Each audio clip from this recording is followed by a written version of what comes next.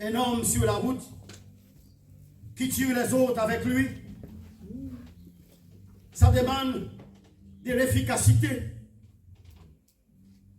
Ça demande aussi des dons spirituels. Avoir une personnalité en tant que principe. Avoir aussi de l'autorité pour pouvoir bien accompagner.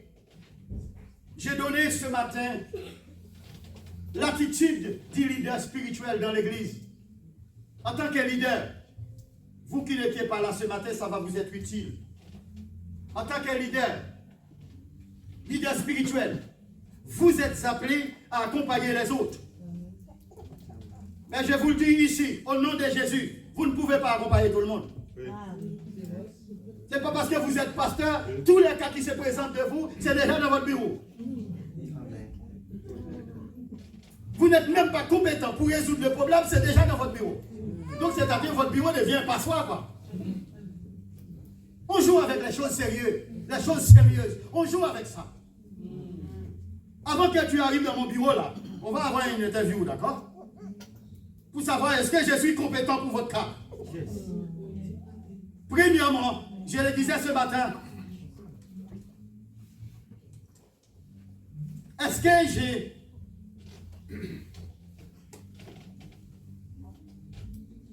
la puissance nécessaire, c'est-à-dire la capacité nécessaire de résoudre ton problème?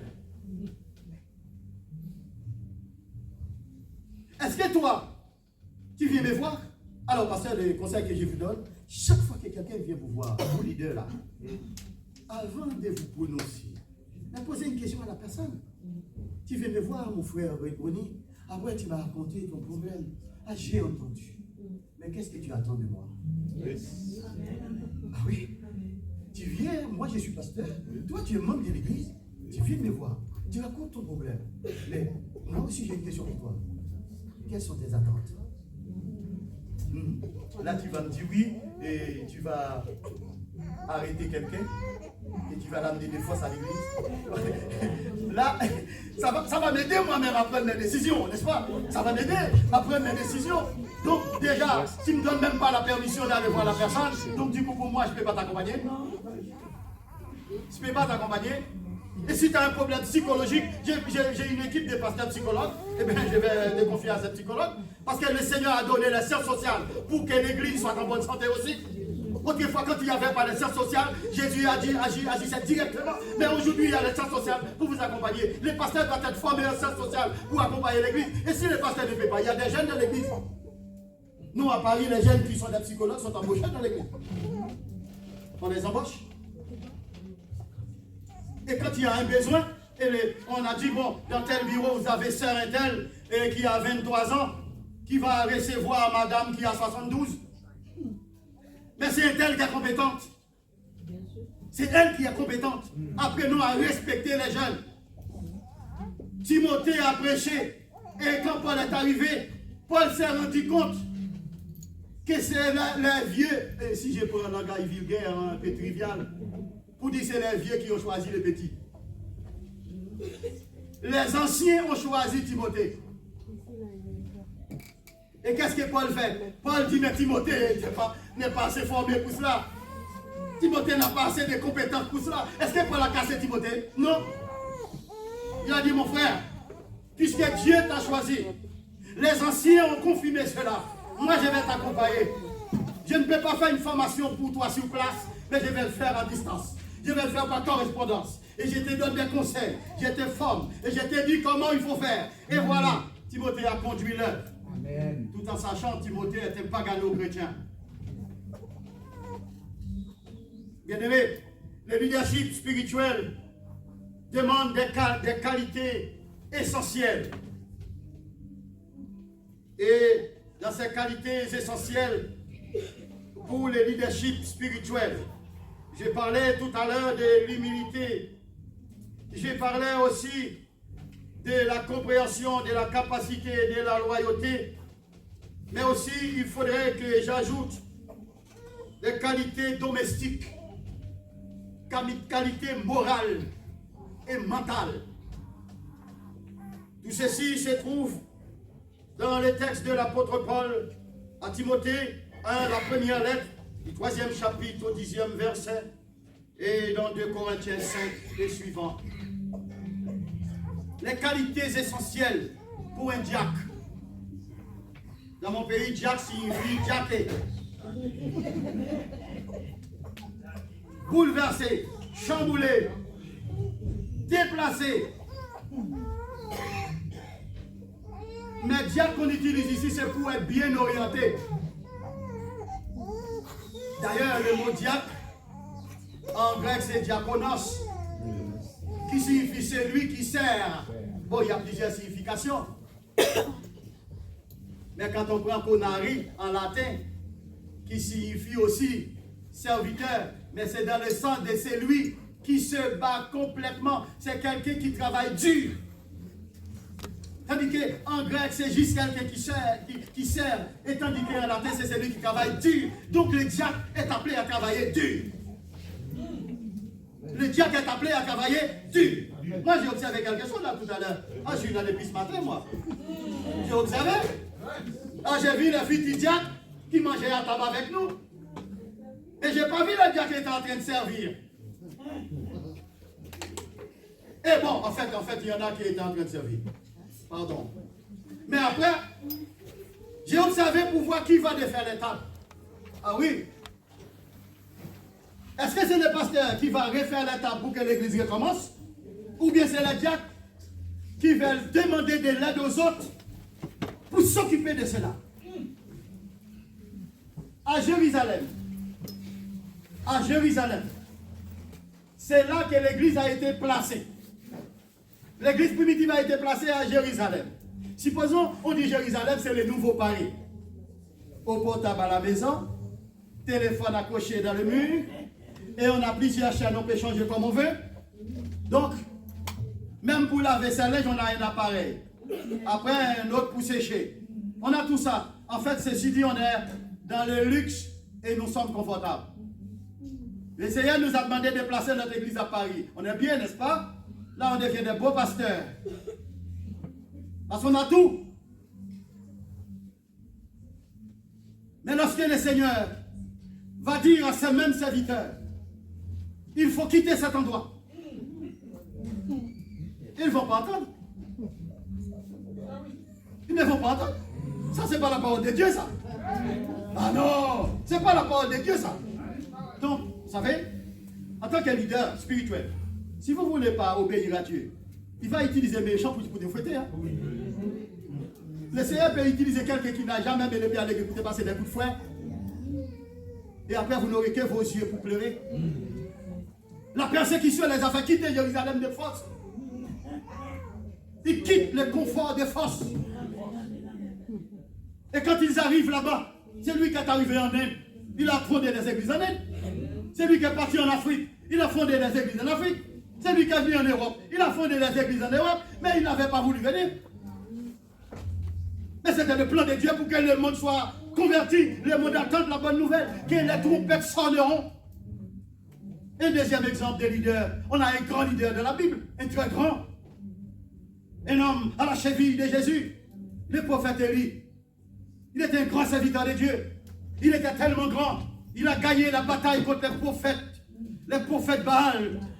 Il les a tués selon les lois qui ont été établies. Et après cela, il a eu juste une petite promesse. Une femme. C'est même pas le roi. Une femme. Mais comme la femme avait peur d'Élie, elle n'a pas dit Élie, je te tue. Parce qu'un roi et une reine à l'époque avaient le droit de vie et de mort sur n'importe qui. Mais le roi, il n'a pas, la reine et le roi, ils n'ont pas tué Élie, ils ont envoyé une nouvelle. Pour dire, n'importe qui m'amène ta tête aura des millions. Mais c'est moi qui vais te tuer. Le prophète de Dieu a pris panique. Parce que nous sommes humains, n'est-ce pas? Mais dans votre panique, le Seigneur vous suit. Parfois, vous fuyez, le Seigneur vous rattrape. Mais quand le Seigneur vous rattrape, il vous met dans une source, c'est-à-dire une église qui va te nourrir, un pasteur qui va te donner de l'eau, parce que l'eau dans la Bible c'est la parole. Jésus dit, si quelqu'un n'est pas d'eau et d'esprit, ils n'auront pas la vie éternelle. L'eau c'est la parole. Le Seigneur va te mettre dans une source pour que tu entendes la parole, mais parfois les sources sont provisoires. Pasteur, il y a des gens qui viennent dans l'église, c'est pour un mois. Il y en a qui viennent, c'est pour 10 ans. Et il y en a qui viennent, c'est pour 5 ans. D'accord? Ces gens-là, parfois, c'est des missionnaires que Dieu envoie. Amen. Ok? Et toi, quand tu les vois partir, tu te mets à pleurer, Seigneur, j'ai perdu une âme. Écoute, tu n'as rien compris. Tu n'as rien compris. Il y a des missionnaires, et Satan envoie aussi des missionnaires pour venir enregistrer les cultes, pour aller passer pour Satan. D'ailleurs, je vous donne un conseil. Dans vos cultes, là, n'hésitez jamais les noms de l'autre quand vous louez. Je répète. Amen. Je répète. Dans vos cultes, dans vos cérémonies, dites béni soit l'Éternel, ne dites pas abat l'autre. Amen. Amen. Vous savez ce que l'autre va faire? L'autre est tellement intelligent. Il va enregistrer les bouts, l'autre. Et il va le passer à 16 ans. Il vous dit, vous entendez? Écoutez Ronnie qui met l'eau. Alors celui-là, on va le prendre. Il est malin, il ne va pas prendre les bouts à bas. Il enregistre les bouts qui citent son nom. Il dit, écoute, une grande communauté qui crie à moi. Et parfois, pendant qu'on est en train, comme ça, on est en train de louer, il y a une personne, à partir de minuit, qui sont attaqués par l'esprit lunatique. L'esprit qui vient de la lune. Bon, une figure. Donc ces gens-là, quand cet esprit-là les saisit au milieu de nos églises, ils ne peuvent pas se tenir debout. Ils tombent. Ils balancent. Ils tombent par terre. Mais l'Esprit de Dieu ne jette pas les gens par terre. Le Saint-Esprit, pasteur Damas, le Saint-Esprit ne nous a pas jetés par terre. Et vous savez, bien aimé, et il nous reste encore juste un petit peu de temps, et je vais terminer à temps. C'est bon, n'est-ce pas? C'est 8 temps, non? Oh, ok, pardon. Le Seigneur nous aime, bien aimés. Et si vous n'avez pas encore un leader, vous devez prier le Seigneur pour que vous en ayez un. Le leader n'est pas un chef qui vous brimade, mais c'est un accompagnateur. Un accompagnateur. Cet accompagnateur que vous avez besoin comme un compagnon de route. Et chaque pasteur a un compagnon de route. Chaque pasteur a un ou plusieurs compagnons de route. Mais Adam aussi avait un compagnon de route qui s'appelait Ève. Mais comme Adam, Satan ne pouvait pas toucher Adam. Il est passé par Ève. Donc faites très attention, mesdames, messieurs les pasteurs.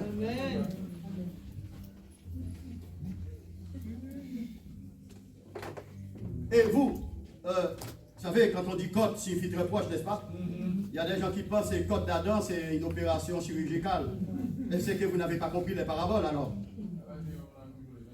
Mais on a toujours les 24 côtes. Moi, mon médecin m'a dit que j'ai encore 24. Donc, étant dit que je suis marié, j'ai 4 enfants. Donc, j'ai encore 24. Et j'aurais dû avoir 23. Donc, c'est une absurdité.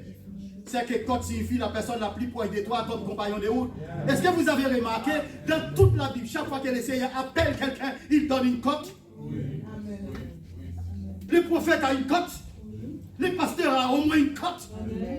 Mais en parabole, côte, c'est la personne la plus proche. Mais qu'est-ce que Satan fait? Satan, son objectif, c'est de manger les leaders spirituels. Vous pensez que Satan va jouer avec vous? Vous êtes leader spirituel, vous pensez que Satan va jouer avec vous? Regardez dans les textes de la Genèse. Ça, c'était aussi un secret que je partage avec vous. Ça s'appelle le secret du royaume des cieux.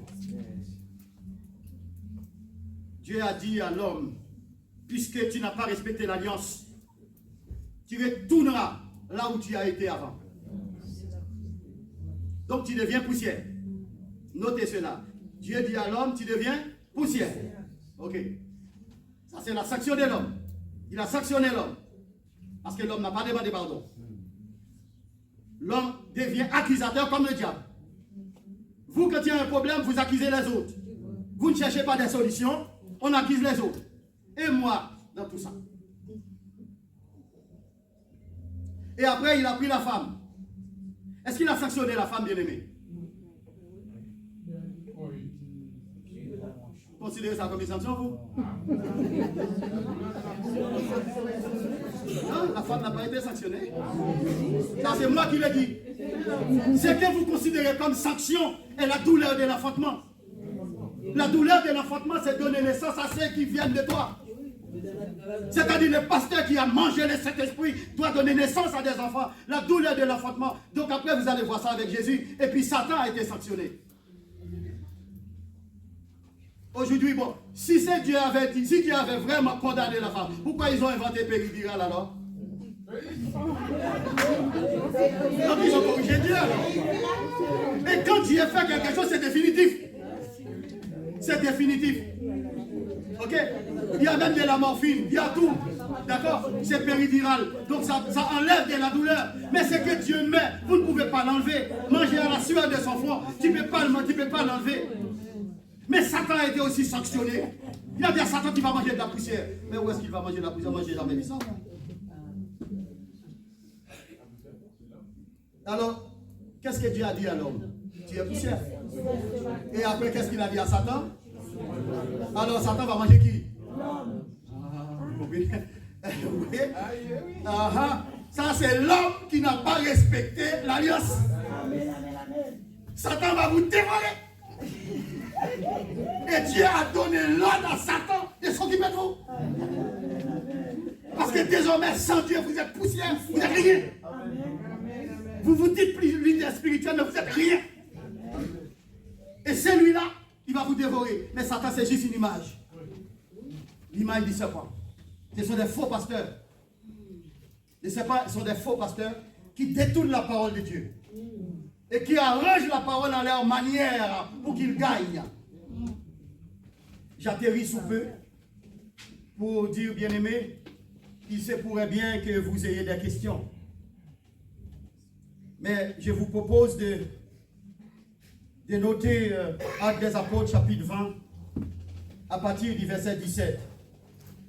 Vous pouvez aussi noter quelques qualificatifs du serviteur spirituel, comme Tite, chapitre 1, du verset 5 jusqu'au verset 9. Et ajoutez à cela 1 Pierre 5, verset 1 à 7. Vous aurez tous les qualificatifs nécessaires pour un leader spirituel qui est appelé à devenir avec Christ, en Christ et pour Christ.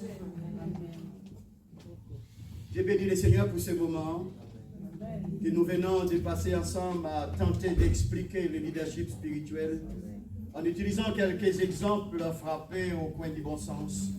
Et nous espérons que le Seigneur lui-même, dans son amour, nous fasse grâce. Permette à ce que la parole soit gravée dans nos cœurs et que nous soyons toujours motivés à aller avec lui et pour lui. C'est la prière que j'adresse à mon Seigneur et à mon Dieu, et que chacun soit bénéficiaire de sa grâce. Que les enfants qui sont parmi nous deviennent des orateurs, des serviteurs, des évangélistes, pour que les nations soient guéries. Aujourd'hui, les nations sont malades. Le Seigneur veut que vous soyez tous des leaders. Il a fait de nous un royaume des sacrificateurs. Cela a été annoncé en Exode, mais dans l'Apocalypse, cela a été conclu. C'est pour dire que cette prophétie est devenue aujourd'hui un accomplissement. Il a fait de nous un royaume des sacrificateurs. C'est-à-dire nous sommes des leaders maintenant. Et dans les leaders, il y a aussi ceux qui dirigent. Il y a aussi ceux qui sont devant et ceux qui sont derrière. Mais ensemble, nous avons. Les pasteurs ne sont pas appelés à se placer sur la forteresse assiégée et n'oublier le peuple qui est en bas. C'est pour cela que quand vous m'invitez chez vous, ne me mettez pas sur l'estrade en haut. Parce que s'il y a une flèche qui arrive, je vais le prendre en premier. Ah oui, mettez-moi en bas, restez en haut tout seul. Restez en haut tout seul. Moi, je préfère me mettre à genoux derrière. Parce que Jésus n'a pas fait culte à l'intérieur de la synagogue. Parce que ce n'était pas autorisé. Jésus n'a pas fait culte dans les lieux très saints. Parce que ce n'est pas autorisé. Mais il a fait culte sur l'esplanade. Parce que sur l'esplanade, il y a les juifs, les non-juifs, les laissés pour compte, les exclus, les étrangers. Alors un leader spirituel est quelqu'un qui aime les étrangers. Amen. Que Dieu vous bénisse.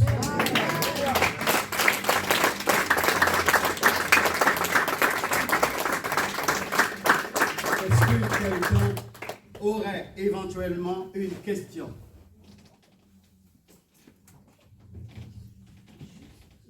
Oui. Juste une question par rapport à tout ce que tu avais dit. C'était juste donne-lui un micro pour que tout le monde entende. Parce que le plus souvent, le plus souvent, on entend par leader que ceux qui sont devant, c'est-à-dire les pasteurs, les diacres et les évangélistes, tout ce que... Est-ce que tu pourras reprendre, s'il te plaît, pour toute la salle, c'est quoi? Est-ce que c'est seulement les pasteurs, les diacres, les diaconesses qui sont les leaders pour revenir à ce que tu avais dit ce matin? Parce que des fois, on voit que le leader, c'est lui qui coordonne un groupe. Voilà. Donc, merci pour cette question. Voyez-vous que je ne dis pas c'est une belle question. Parce qu'en politique, quand on dit c'est une belle question, c'est qu'on ne va pas répondre.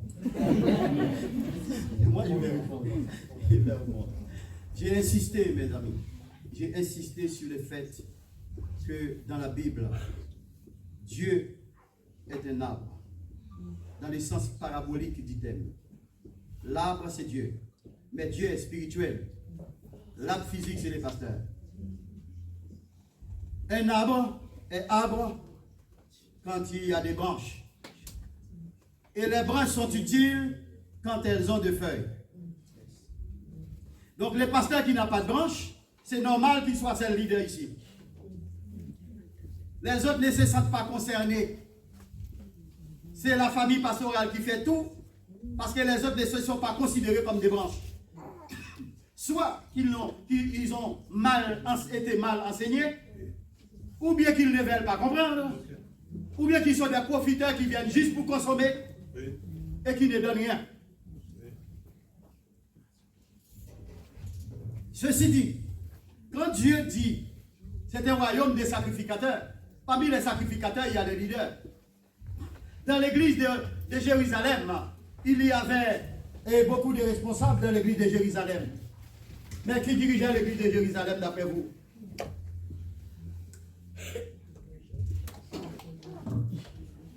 C'était Pierre. Donc parmi les leaders, il y en a qui est là aussi pour encadrer les leaders, pour accompagner les leaders. Il n'est pas normal que les pasteurs et les responsables font tout et les autres restent là pour observer. Non, c'est pas normal. Ça ne s'appelle pas église. Vous poussez les pasteurs à devenir dictateurs demain, mais que Dieu le protège. Amen. Que Dieu le protège parce que c'est lui qui fait tout. Il n'est pas normal d'arriver dans une église que les pasteurs nettoient, les pasteurs ouvrent, les pasteurs ferment, les pasteurs prêchent, les pasteurs envoient, les pasteurs promènent. Il n'y a personne pour l'accompagner. Donc il faut que nous rebâtissions l'église pour que ce soit rebâti sur le Christ. De telle sorte que dans l'église, chacun puisse endosser ses propres responsabilités. Moi, depuis que j'ai accepté le Seigneur en 1981, depuis je suis au travail. Je n'ai pas attendu qu'on me mette au travail. Je me suis organisé pour savoir qui nettoie l'église.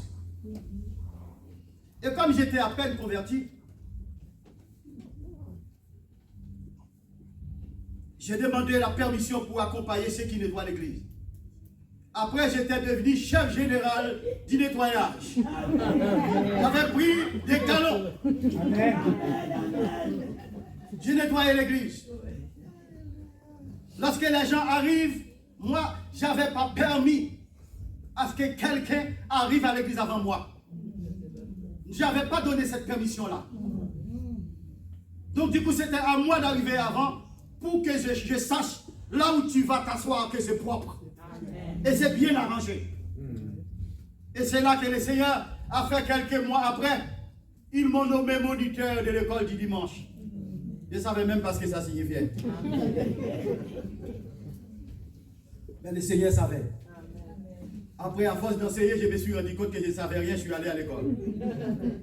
Et là aussi, j'ai compris, ma soeur, à ta question, quand Dieu appelle, il t'apprend aussi à déléguer. En tant que pasteur, tu délègues.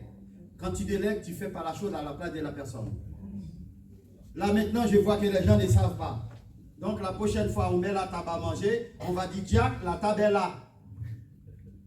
Si Jack ne peut pas élever la table, c'est à Jack de savoir qui dans l'assemblée, Jack va prendre avec lui pour soulever la table. Il y a des ministres. Il y a des gros costauds là. Mais c'est Jack qui va dire costaud, viens avec moi. Et si costaud ne vient pas, on va dire pasteur, il est costaud là. Ah, il ne veut pas nous aider. Et le pasteur ne va pas prendre son fouet. Mais avec la sagesse, avec le respect. Mon frère, c'est une femme. D'accord? Déjà, elle a des hypothèses de vie. Mais toi, tu ne peux rien du tout. Tu as toute ta force. D'accord? On ne les prend par les sentiments. Mais, ça fait rigoler, mais c'est une vérité. C'est une vérité. Donc, il faut déléguer. Mais parfois, on délègue, ça passe mal. Mais quand ça passe pas, tu recommences. L'église, c'est le seul endroit où le pasteur peut mettre quelqu'un dirigé sans savoir si la personne est compétente ou pas. Parce qu'on essaye, on teste. Et on fait ça dans une maison, on teste, le pasteur teste. Il est un grand testeur. Il fait un casting même. Et c'est comme ça qu'on découvre les grands serviteurs de Dieu. C'est comme ça que le pasteur découvre que bientôt le pasteur il est derrière là. À force de faire le testing, à force de tester les gens. Ma soeur, la délégation n'est pas donnée à tout le monde. Je disais tout à l'heure dans mon exposé, déléguer, mais avant de déléguer, il faut former. Parce que je peux vous proposer, les gens qui seront ordonnés ici, je vais revenir pour continuer la formation. Oui, je vais revenir. Parce que moi, si je me mêle dans une affaire, il ne faut pas que j'ai des comptes à rendre plus tard. Donc du coup, j'ai fait le travail jusqu'au bout. Je ne sais pas si tout le monde a compris, mais bien aimé, ce n'est pas au pasteur de tout faire. Si on fait une fête ici, il faut qu'on sache qui apporte l'eau, qui apporte le riz, qui apporte les patates et qui nettoie. Et moi, en tant que membre d'église, j'attends même pas qu'on me demande. Je propose. Je propose. Parce que Dieu a tout fait pour moi. Maintenant, c'est le moment de me mettre à profit pour le peuple. Parfois, je n'ai pas d'argent à donner, mais je donne une heure. Mais nous, une heure est tellement précieuse, on préfère dormir.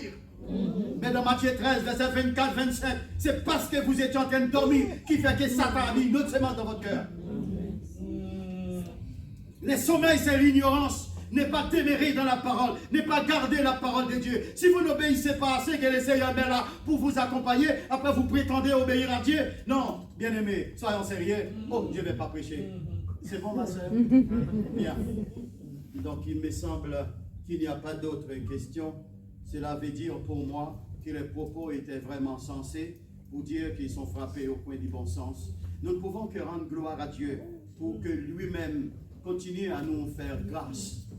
Grâce pour que nous ayons un cœur ouvert. De telle sorte que le sceau soit notre partage.